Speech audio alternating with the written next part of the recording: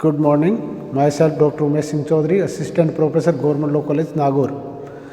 भारतीय दंड संहिता के महत्वपूर्ण टॉपिक पर अपन डिस्कस करने जा रहे हैं, राजद्रोह सेडिशन। भारतीय दंड संहिता की धारा 124 ए 124 ए कौन सी सेक्शन पर डिस्कस करें अपन? सेक्शन 124 ए। क्या? राजद्रोह। ऑब्जेक्टिव टाइप एग्जाम में पूछा जाता है कि राजद्रोह किस धारा से में उबंधित है भारतीय दंड संहिता में। तो राजद्रोह भारतीय दंड संहिता की धारा 124 है, सेक्शन 124 ए में सेडिशन के बारे में उपबंध किए गए। अब बात करते हैं कि राजद्रोह का अपराध कब कारित करते हैं। तो जो कोई बोले गए या लिखे गए शब्दों द्वारा या संकेतों द्वारा या दृश्य निरूपणों द्वारा या अन्यथा जिसके द्वारा जिस माध्यम से वो उस बात को बोधगम्य बना सके, भारत में विधि द्वारा स्थापित सरकार के प्रति घृणा या अवमानना पैदा करेगा या पैदा करने का प्रयत्न करेगा या अप्रीति प्रदीप्त करेगा या प्रदीप्त करने का प्रयत्न करेगा, तो वो राजद्रोह का अपराध कारित करेगा। कब राजद्रोह का अपराध करेगा? कैसे? जब कोई व्यक्ति भारत में विधि द्वारा स्थापित सरकार के प्रति क्या करता है? भारत में विधि द्वारा स्थापित सरकार के प्रति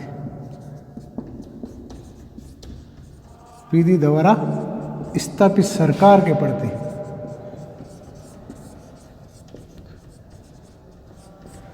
जो कोई भारत में विधि द्वारा स्थापित सरकार के प्रति क्या करता है?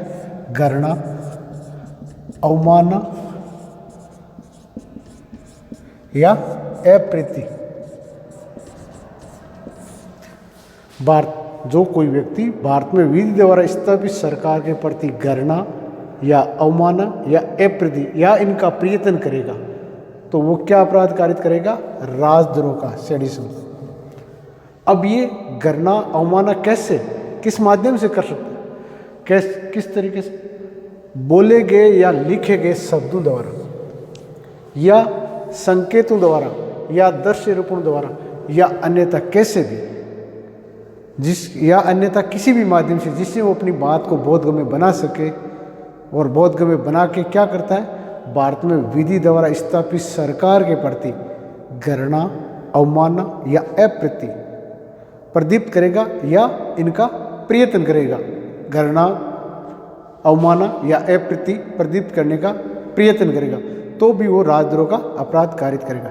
यानी कोई व्यक्ति बोले गए या लिखे गए शब्दों द्वारा, संकेतों द्वारा, दृश्य निरूपणों द्वारा या अन्यथा जिस माध्यम से वो अपनी बात को बोधगम्य बना सकता है, क्या करता है?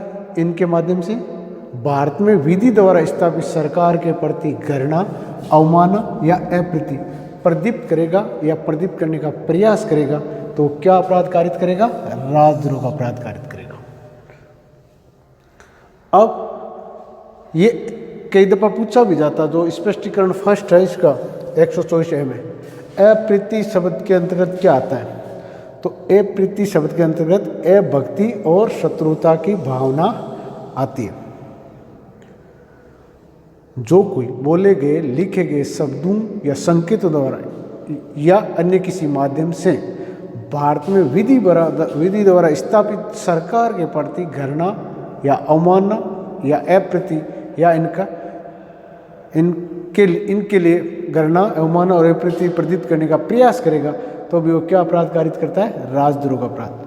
अब बात आती है, जो ये अप्रीति शब्द है इसमें स्पष्टीकरण फर्स्ट में लिखा हुआ है, क्या क्या आते हैं? अप्रीति शब्द के अंतर्गत अभक्ति और शत्रुता की भावना आती है। ऑब्जेक्टिव टाइप एग्जाम में पूछा जाता है, अप्रीति शब्द के में सम्मिलित है। एक ऑप्शन में अभक्ति दे जाती है, दूसरे में शत्रुता, से में दोनों दे, अभक्ति और शत्रुता दोनों दे में उपरोक्त में से कोई नहीं, तो उस टाइम अपने को ये देखना है कि अप्रीति पद के अंतर्गत अभक्ति और शत्रुता दोनों की भावना आती है। इस 124 ए के स्पष्टीकरण सेकंड में ये दे रखा है कि कोई व्यक्ति घृणा, अवमान और अप्रति प्रदीप्त किए बिना, क्या बोल रहा हूँ मैं, कोई व्यक्ति घृणा, अवमान और अप्रति प्रदीप्त किए बिना सरकार के कामों के प्रति विधिपूर्ण साधनों द्वारा प्रवर्तित कराने की दृष्टि से अनुमोदन प्रकट करने वाले अगर कोई टिक्का टिप्पणी करता है तो वो बात राजद्रोह के अंतर्गत नहीं आएगी, इस धारा के अंतर्गत वो अपराध में सम्मिलित नहीं होगी। ये बात स्पष्टीकरण सेकंड 124A का कहता है। थर्ड, यदि कोई व्यक्ति घृणा, अवमान और अप्रति प्रदीप्त किए बिना सरकार की प्रशासनिक या अन्य क्रियाओं के प्रति अनुमोदन प्रकट करने वाले कोई टिक्का टिप्पणी करता है तो वो इस धारा के अधीन अपराध नहीं है। ये बात ऑल ओवर राजद्रोह, कौन सेक्शन आईपीसी 124A, क्या परिभाषा, कोई व्यक्ति भारत में विधि द्वारा स्थापित सरकार के प्रति किन माध्यमों से, बोले गए या लिखे गए शब्दों द्वारा, संकेतों द्वारा या दृश्य रूपों द्वारा या अन्यथा क्या करता है, विधि द्वारा स्थापित सरकार के प्रति घृणा, अवमानना या अप्रति प्रदीप्त करेगा या प्रदीप्त करने का प्रयास करेगा तो राजद्रोह का अपराध कारित करेगा। स्पष्टीकरण फर्स्ट में अप्रति शब्द के अंतर्गत अभक्ति और शत्रुता की भावना आती है दोनों।